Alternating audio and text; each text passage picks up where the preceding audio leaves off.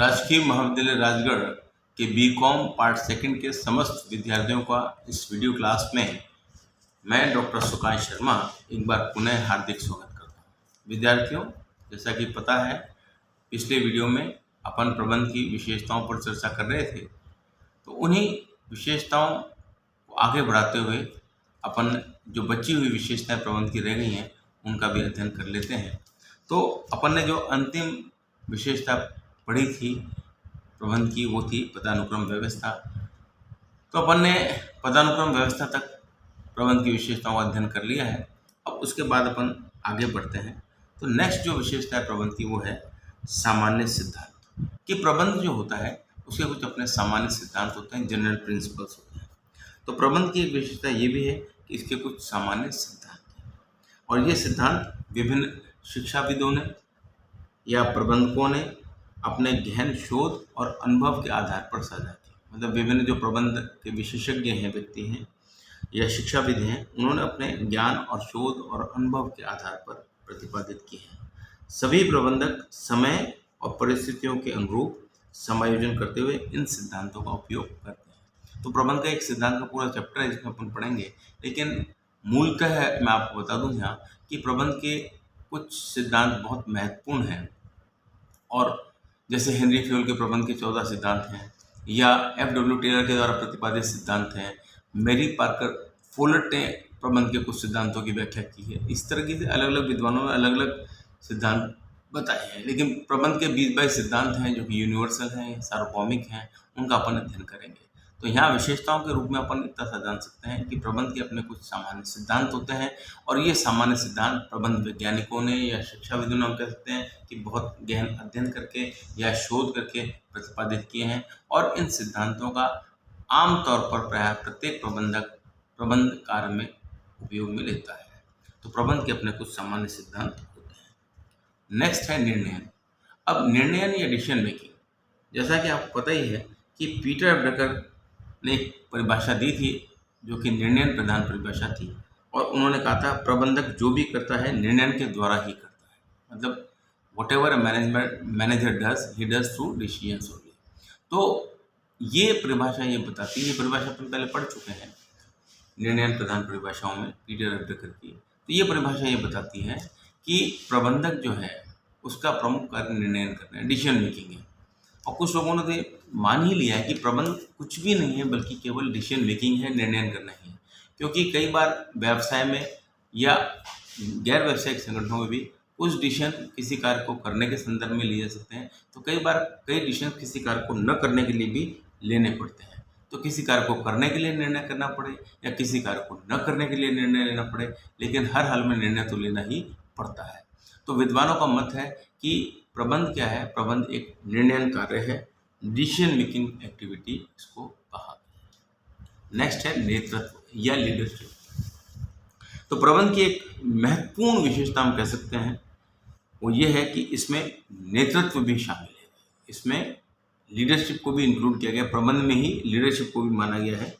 और ऐसा माना जाता है कि प्रत्येक प्रबंध में या प्रत्येक प्रबंधक में नेतृत्व की क्षमता भी होनी चाहिए, लीडरशिप एबिलिटी या लीडरशिप क्वालिटीज़ भी होनी आवश्यक है। और इस गुण के होने पर प्रबंधक की सफलता में कहीं भी संदेह नहीं रह जाता है। यदि प्रबंधक में अच्छे नेतृत्व के गुण हैं, प्रबंधक में अच्छे नेता के क्वालिटीज़ हैं, गुण हैं, तो फिर उस प्रबंधक को कोई रोक नहीं सकता और वो अपना कार्य निर्बाध गति से पूरा कर सकता है। तो प्रबंधक के अंतर्गत नेतृत्व भी होना ज़रूरी है, या प्रबंध के अंदर नेतृत्व का गुण होना भी बहुत ज़रूरी होता है। अगर प्रबंधक अच्छा नेता है तो वो अवश्य ही सफल होगा, उसकी सफलता में कोई रुकावट नहीं आएगी। नेक्स्ट है समन्वय प्रबंध का सार। अब प्रबंध के वैसे तो बहुत से कार्य हैं, लेकिन समन्वय जो है इसको प्रबंध का एक सार तत्व कहा गया है।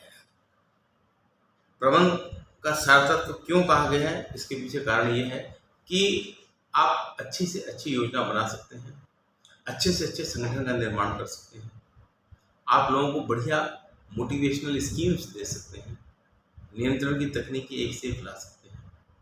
लेकिन जब तक कार्यों में समन्वय नहीं होगा तब तक इन चीज़ों का कोई अर्थ नहीं रह जाता।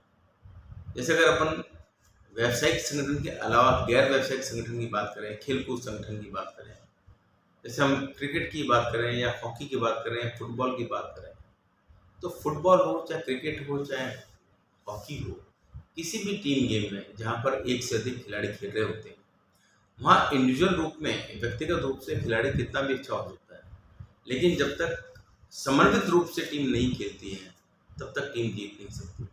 हॉकी में भी अकेला खिलाड़ी बहुत अच्छा हो सकता है लेकिन वो टीम को जिता नहीं सकता। जिताएगा कब? जबकि टीम के आपसी सदस्यों के साथ उसका तालमेल अच्छा हो।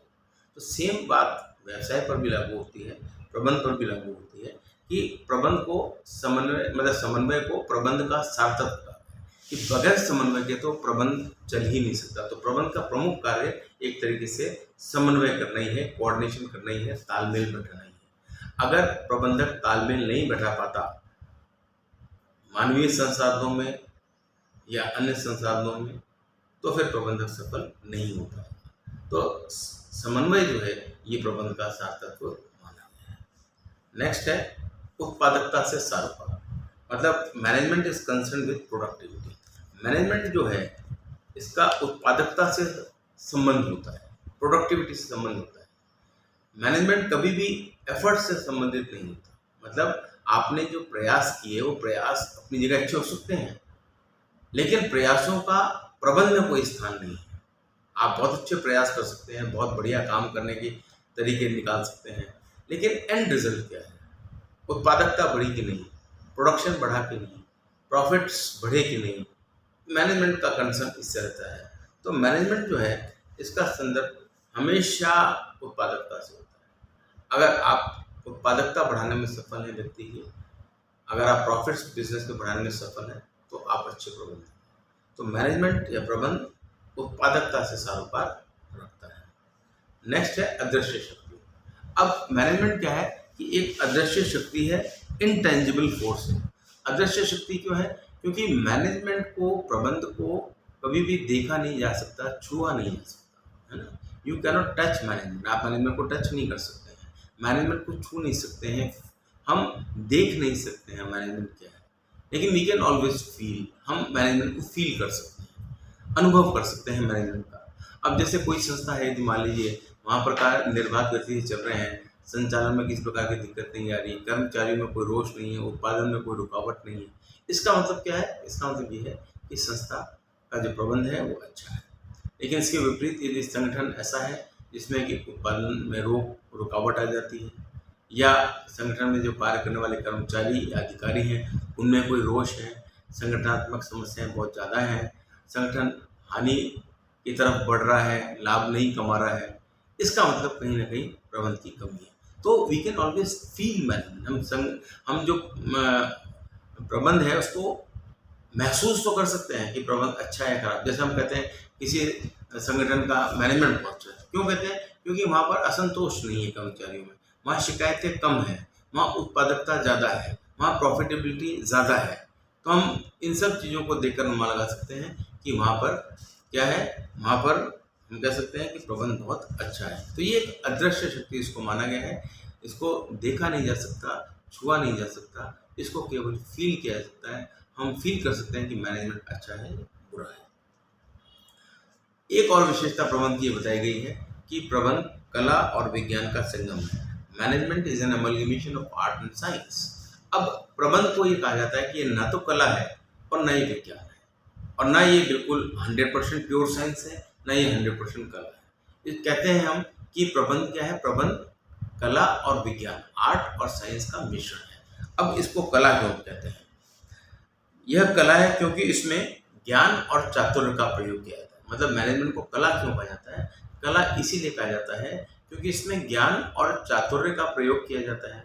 आप अपने नॉलेज और अपनी स्किल्स का प्रयोग करते हैं। और दूसरी ओर प्रबंध विज्ञान भी है। इसको विज्ञान क्यों कहते हैं? क्योंकि इसका व्यवस्थित ज्ञान उपलब्ध है, मतलब सिस्टमैटिक ज्ञान उपलब्ध है। किसी भी वस्तु के विषय में क्रमबद्ध ज्ञान को विज्ञान कहते हैं। तो क्योंकि प्रबंध का क्रमबद्ध ज्ञान या विशिष्ट ज्ञान या व्यवस्थित ज्ञान उपलब्ध है, जिसमें कारण और परिणाम का समन्वय पाया जाता है। किंतु निष्कर्ष के रूप में हम कह सकते हैं कि यह एक कला है जो वैज्ञानिक आधार पर बनाए गए सिद्धांतों को अपनाती है।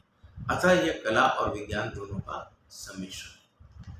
नेक्स्ट, प्रबंध एक पेशा बनता जा रहा है। Management is becoming a profession. अब प्रबंध को एक पेशा भी कहा जाता है। पेशा क्यों कहा जाता है? पेशा इसलिए कहा जाता है क्योंकि अब प्रबंध की शिक्षण प्रशिक्षण की सुविधाएं उपलब्ध हैं। पहले प्रशिक्षण या शिक्षण की सुविधाएं नहीं थी, लेकिन आज हम देखते हैं कि जगह जगह मैनेजमेंट के इंस्टीट्यूट्स खुल चुके हैं।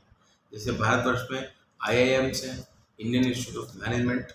पहले 2-3 मैनेजमेंट इंस्टीट्यूट हुआ करते थे हमारे देश में, अहमदाबाद होता था, बेंगलोर, कैलकाटा, लेकिन आज बहुत से IIMs खुल गए हैं। बहुत से विद्यालय इस प्रकार के बिजनेस स्कूल्स हैं जहाँ प्रबंध की शिक्षा दीक्षा दी जाती है। तो प्रबंध एक पेशा बनता जा रहा है जहाँ पर कि लोग अध्ययन करके व्यावसायिक प्रबंधक बन सकते हैं, पेशेवर प्रबंधक बन सकते हैं। और प्रबंध को पेशा क्यों माना जाता है? क्योंकि आज प्रोफेशनल मैनेजर्स हो गए हैं। आजकल वो ज़माना नहीं रहा कि साहब जो व्यवसाय को खोलेगा वही उसका प्रबंध करेगा।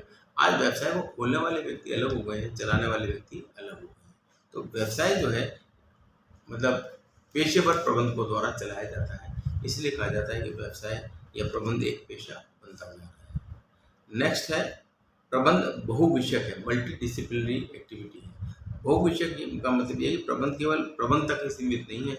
प्रबंध आज एक ऐसा विषय है जिसके अध्ययन, अध्यापन एवं व्यवहार में अर्थशास्त्र भी है, समाजशास्त्र भी है, मानव शास्त्र एंथ्रोपोलॉजी भी है, मनोविज्ञान भी है और इंजीनियरिंग आदि विषयों का ज्ञान का उपयोग किया जाता है। मतलब आज आप देखें तो प्रबंध के अंतर्गत अर्थशास्त्र भी शामिल है, समाजशास्त्र भी, मनोविज्ञान भी, इंजीनियरिंग भी, सभी को या मानव शास्त्र सभी में प्रबंध व्याप्त है।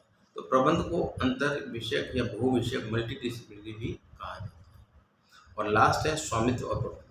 स्वामित्व और प्रबंध वैसे तो अलग अलग चीज़ें हैं, ओनरशिप एंड मैनेजमेंट, लेकिन आज की परिस्थितियों में हम बात करें तो जो बड़े बड़े संगठन हैं वहाँ पर प्रायः देखने में आता है कि स्वामित्व किसी और व्यक्ति के हाथ में, प्रबंधक कोई और है। स्वामित्व तो किसके हाथ में है? जो पैसा लगाते हैं, जो संगठन की स्थापना करते हैं, उसको स्वामी कहलाते हैं। लेकिन जो उसके दिन प्रतिदिन के कार्यों के लिए जिम्मेदार होते हैं वो उसके प्रबंधक होते हैं। तो आमतौर पर देखा जाता है कि स्वामित्व तो दूसरे व्यक्तियों के हाथों में है और प्रबंध किसी और व्यक्ति के हाथ में है। हाँ, ये बात अलग है कि यदि कोई एकाकी व्यापार कर रहा है व्यक्ति, तो एकाकी व्यापार वाला व्यक्ति जो है वो उस व्यापार का स्वामी भी खुद होता है और प्रबंधक भी खुद होता है। लेकिन जहाँ पर कोई बड़ी कंपनी स्थापित की जाती है तो वहाँ पर कंपनी जो होती है बड़ी, या कोई बड़ा व्यावसायिक संगठन की स्थापना की जाती है, तो वहाँ पर प्रबंधक दूसरे व्यक्ति होते हैं। हालांकि ये भी होता है कई संगठनों में कि जो उच्च प्रबंधक होते हैं, जिन्हें हम CEO ऑफ द ऑर्गेनाइजेशन कहते हैं, chief executive officer of the organization, या मैनेजिंग डायरेक्टर या चेयरमैन, उन उच्च पदों पर तो वो व्यक्ति ही बैठते हैं आमतौर पर जो उसके स्वामी होते हैं। लेकिन फिर नीचे भी जैसे अपन ने देखा कि ये एक मतलब पदानुक्रम व्यवस्था है, तो पदानुक्रम व्यवस्था में नीचे बहुत से मैनेजर्स आपको काम करते मिलेंगे, प्रबंधक काम करते मिलेंगे। तो उच्च पदों पर जो काम कर रहे हैं वो तो स्वामी ही हैं, लेकिन जो मिडिल स्तर पर या निम्न स्तर पर बैठे व्यक्ति हैं वो अन्य प्रबंधक होते हैं जिनका स्वामित्व से कोई लेन देन नहीं होता। तो स्वामित्व और प्रबंध दो अलग अलग चीज़ें हैं। तो प्रबंध जो है ये हम कह सकते हैं कि स्वामित्व और प्रबंध दोनों अलग अलग होते हैं। तो विद्यार्थियों, इस वीडियो क्लास को मैं यही समाप्त करता हूँ, जिसमें आज अपन ने प्रबंध की विशेषताओं को जाना। पिछले वीडियो क्लास में अपन ने प्रबंध की परिभाषाएं देखी थी, उसका अर्थ जाना था, और इन 2 वीडियो क्लास में अपन ने प्रबंध की विशेषताओं को जानने का प्रयास किया है कि प्रबंध की क्या विशेषताएं होती हैं। तो उम्मीद करता हूं कि आपको जो भी अब तक पढ़ाया गया है समझ में आ गया होगा, और आप भी निरंतर वीडियोस देखते रहिए।